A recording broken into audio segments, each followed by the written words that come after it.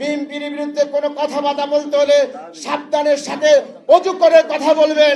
বাংলাদেশ জাতীয়তাবাদী দলের বিরুদ্ধে যদি কোনো ধরনের ষড়যন্ত্র করা হয়, অশ্লীল কোনো বক্তব্য দেওয়া হয়, তাহলে বেশি দিন নাই আমরা কিন্তু কোনো অবস্থাতে বরদাস্ত করব না। আমাদের চেয়ারম্যান সাহেব হুকুম দেয়, আমরা তোমাদের জিব্বা টেনে টেনে ছিঁড়ে ফেলবো ইনশাআল্লাহ। বাংলাদেশ জাতীয়তাবাদী দল এদেশে বেশে নাই। বাংলাদেশ জাতীয় দল দেশের মানুষের তো গণতন্ত্রের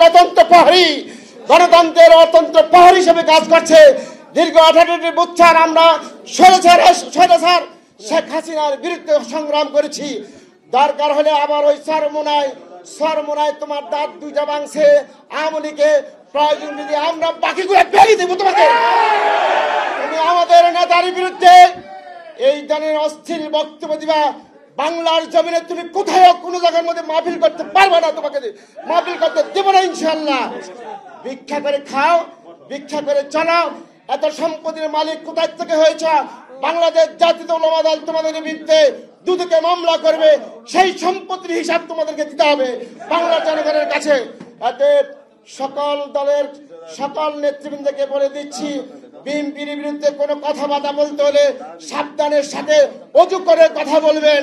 অন্যথায় বাংলাদেশ জাতীয়তাবাদী দল, বিএনপির উলামা দল, স্বেচ্ছাসেবক দল, ছাত্র দল, যুব দল, আমরা কেউ বসে থাকবো না ইনশাআল্লাহ।